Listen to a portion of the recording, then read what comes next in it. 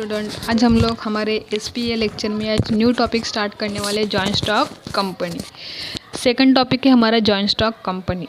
Introduction में उन्होंने बोला है industry revolution took place in England 1760। Industry revolution मतलब कि इंडस्ट्री मतलब कि औद्योगिक क्षेत्र, रिवॉल्यूशन मतलब कि क्रांति लाना, उसको और बढ़ाना। रिवॉल्यूशन टुक प्लेस इंग्लैंड में हुआ था, उसका कभी 1760 में हुआ था। इंग्लैंड में उसका रिवॉल्यूशन हुआ था, किसका? इंडस्ट्रियल का।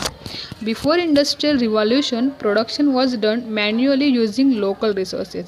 जो इंडस्ट्रियल रिवॉल्यूशन है मतलब कि औद्योगिक क्रांति, बिफोर होने की औद्योगिक क्रांति होने से पहले प्रोडक्शन कैसे होता था कि मैन्युअली होता था यूजिंग लोकल जो रिसोर्सेज, जो साधन अवेलेबल है उसी से क्या किया जाता था, प्रोडक्शन लिया जाता था।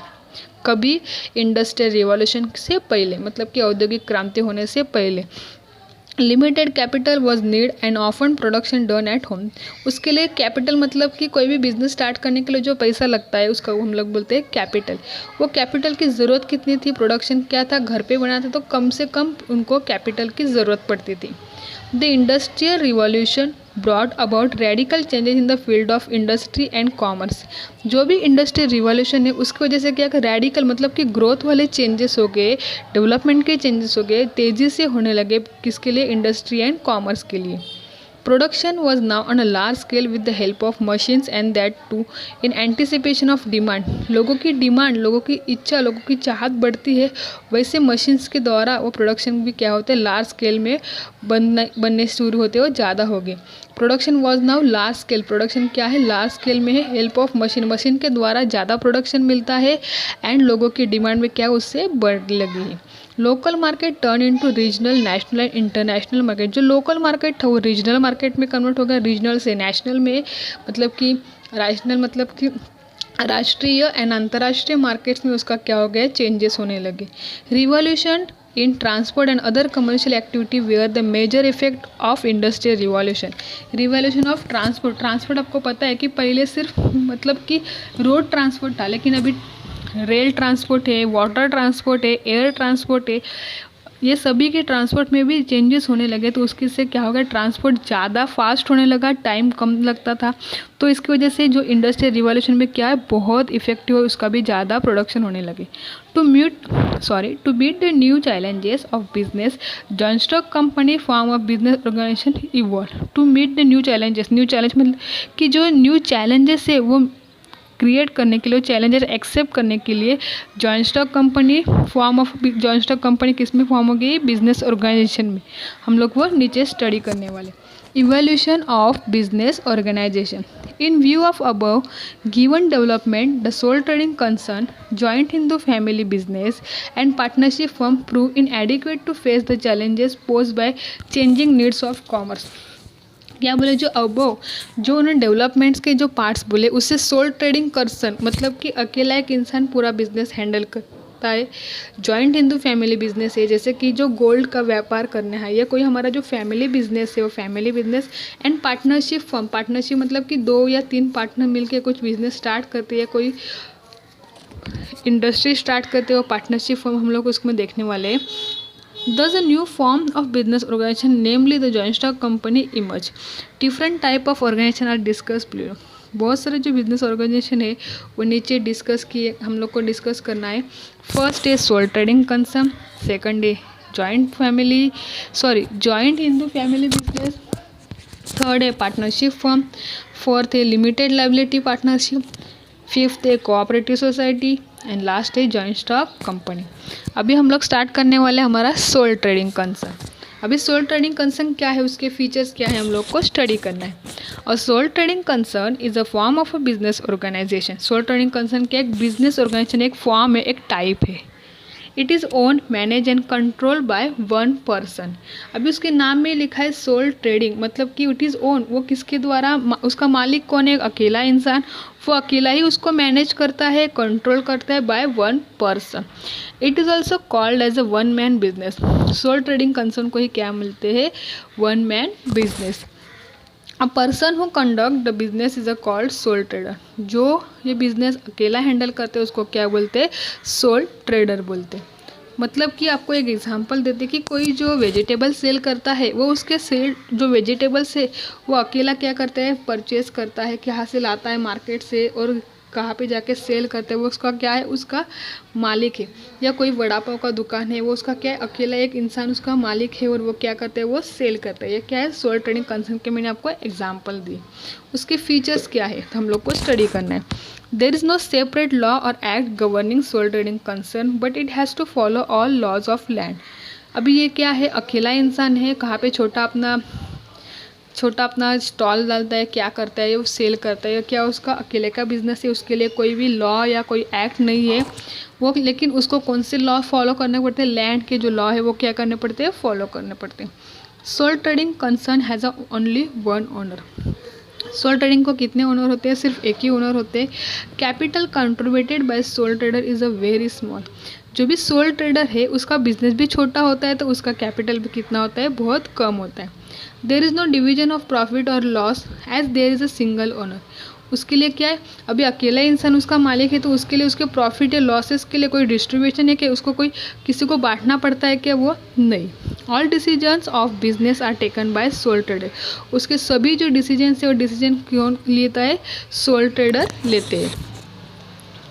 The proprietor can ensure maximum business secrecy.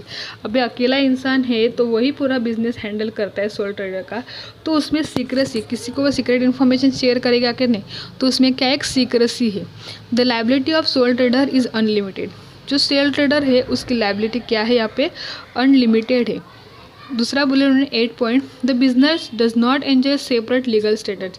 इसके लिए ज़्यादा किसी की लीगल स्टेटस की ज़रूरत नहीं है। Sole trading concern is not suitable for large scale business operation. ये छोटा बिजनेस है तो उसके लिए लार्ज स्केल बिजनेस ऑपरेशन को ये क्या है, ये क्या है, सुटेबल नहीं है। हम लोग ने देखा सोल ट्रेडिंग कंसर्न क्या है, वन मैन बिजनेस है, उसको ओन मैनेज एंड कंट्रोल कौन करता है, बाय एक ही पर्सन से वो किया जाता है। इसको हम लोग क्या बोलेंगे, सोल ट्रेडिंग कंसर्न। सेकंड वाले हम लोग देखेंगे अभी बी है जॉइंट हिंदू फैमिली बिजनेस। मतलब कि कोई फैमिली बिजनेस है जो विरासत से कोई बिजनेस मतलब कि चालू, वही क्या करते हैं, वो फॉरवर्ड किया जाता है, वही वो किया जाता है वापस। When a Hindu undivided family conduct business inherited by it as per Hindu law, it is called a joint Hindu family business. क्या बोले, when a Hindu undivided family. अभी आपको पता है कि पहले जॉइंट फैमिलीज रहते थे, कि मतलब कि बहुत सारे लोग मतलब कि उनका एक ही घर होता है बहुत बड़ा और उसमें ही सब रहते थे। वो क्या है, उनको विरासत से मिला है और जो विरासत से वो क्या करते हैं, बिजनेस करते हैं। जैसे कि ज्वेलरी का है या कोई भी मतलब कोई शॉप है साड़ी का, वो बनाते हैं। ऐसे एग्जांपल दे रही हूँ। It exist only in India. ये सब सिर्फ इंडिया में ज़्यादा चलता है। It is govern by Hindu succession act 1956। आपको एग्जाम में क्वेश्चन पूछा जाता है कि जॉइंट हिंदू फैमिली बिजनेस का जो एक्ट है वो एक्ट कौन सा है, तो आपको बोलना है कौन सा act. It is govern by Hindu succession act 1956। उसके फीचर्स क्या है हम लोग देखेंगे अभी।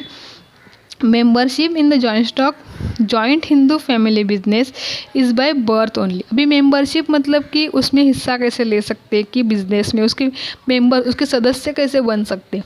तो मेंबरशिप जॉइंट हिंदू फैमिली में कैसे बन सकते हैं, membership in the joint Hindu family business is by birth only. मतलब जन्म से ही क्या होते हैं, उसके वो बिजनेस से मेंबर बन जाते हैं। मतलब कि जो जॉइंट हिंदू फैमिली है उसमें जो बिजनेस है वो बिजनेस का सदस्य होना होगा, तो किसी एक इंसान जो उसका जन्म उस फैमिली में होता है वो क्या हो जाता है, उस बिजनेस का मेंबर बन जाता है। Every child born in the family becomes a member. जो भी चाइल्ड, जो छोटा बच्चा है, जो उसका जन्म होता है वो क्या होता है, फैमिली में वो उस बिजनेस का मेंबर बन जाता है। The head of the family is known as karta. अभी जो उसका हेड है, जो जॉइंट हिंदू फैमिली बिजनेस का जो हेड है, जो सब मैनेज करता है, तो उसको क्या बोलते हैं, कर्ता बोलते। And other member of the family are called as a copartner. और उसके जो दूसरे मेंबर्स है उसको क्या बोलते हैं, को पार्टनर बोलते। और जो हेड है उसको क्या बोलते हैं, कर्ता। एंड अदर मेंबर्स को पार्टनर बोलते हैं। Number of member, there is no limit on minimum and maximum number of member. उसके जो नंबर ऑफ मेंबर्स है उसके लिए क्या है, नो लिमिट है। मिनिमम भी कोई नहीं है एंड मैक्सिमम जो कितने भी उसके मेंबर्स बन सकते हैं। All family members are engage in the business. जो भी फैमिली मेम्बर्स है वो पूरे बिजनेस में क्या है, सभी उस बिजनेस में एंगेज है, सभी वो बिजनेस क्या करते हैं, हैंडल करते हैं। द लाइबिलिटी ऑफ कर्ता इज क्या है, अनलिमिटेड। जो भी कर्ता की लाइबिलिटीज है वो क्या है, अनलिमिटेड है। एंड द लाइबिलिटी ऑफ को पार्टनर इज क्या है, लिमिटेड है। जो भी को पार्टनर की लाइबिलिटी है वो क्या है, लिमिटेड है, और कर्ता की अनलिमिटेड है। कर्ता is the manager, control and coordinator of the business. कर्ता क्या है, मैनेज करता है पूरे बिजनेस को, कंट्रोल करता है, कोऑर्डिनेट करता है। ये सब कौन करता है, सब कर्ता करता है। Karta being the sole decision maker can take quick decision. जो भी करता है वो क्या करते हैं, सोल डिसीजन मतलब अकेला डिसीजन लेता है, और क्या करते हैं, क्विक मतलब कि जल्दी से उसका डिसीजन लेता है। The profit sharing ratio keeps on changing depending upon the birth and death in the family. अभी बिजनेस है, बिजनेस में इतने सारे मेंबर्स है, तो उसके हिसाब से क्या होता है, उसका प्रॉफिट डिस्ट्रीब्यूट होता है, प्रॉफिट उसको बांटा जाता है।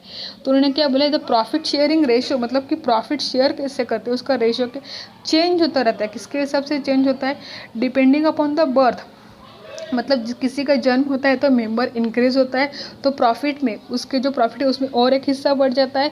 या कभी कभी क्या होता है, कोई इंसान की डेथ हो जाती है, मतलब कि एक मेंबर क्या हो जाता है, कम हो जाता है। वो जो भी प्रॉफिट शेयरिंग रेशियो क्या हो जाती है, चेंज होती रहती है। किसके वजह से, किसी का बर्थ होता है तो किसी का क्या हो जाता है, डेथ हो जाता है। बर्थ हो गया तो उसका एक मेंबर बढ़ता है, डेथ हो गया तो उसका एक मेंबर क्या होता है, कम हो जाता है। इसके हिसाब से उनका क्या हो जाता है, प्रॉफिट शेयरिंग रेशियो चेंज होता रहता है। ये हम लोग ने देखा आज joint Hindu family business. Joint Hindu family business सिर्फ इंडिया में ही देखा जा सकता है, कि मतलब कि कोई फैमिली बिजनेस है, वो पूरी फैमिली हैंडल करती है, वो बिजनेस करती है। वो जो भी है, वो एक्ट कौन सा उन्होंने बोला है, इट इज़ गवर्न, किसके द्वारा गवर्न किया जाता है, हिंदू सक्सेशन एक्ट 1956। और जो भी जॉइंट हिंदू फैमिली में कोई नया मेंबर्स की बर्थ होता है, उसका जन्म होता है, तो वो इस बिजनेस का मेंबर बन जाता है। और उसका जो हेड है उसको हम लोग कर्ता बोलते हैं। उसकी लाइबिलिटी होती है वो अनलिमिटेड होती है। किसकी, कर्ता की लाइबिलिटी अनलिमिटेड होती है, को पार्टनर की लाइबिलिटी क्या हो जाती है, लिमिटेड हो जाती है। को पार्टनर मतलब क्या है, कि जो अदर फैमिली मेंबर्स है उसको हम लोग क्या बोलेंगे, को पार्टनर। आज हम लोग ने फॉर्म्स ऑफ बिजनेस ऑर्गेनाइजेशन में sole trading concern and joint Hindu family business देखा है। नेक्स्ट लेक्चर में हम लोग partnership firm and limited liability partnership firm को स्टडी करेंगे। Thank you.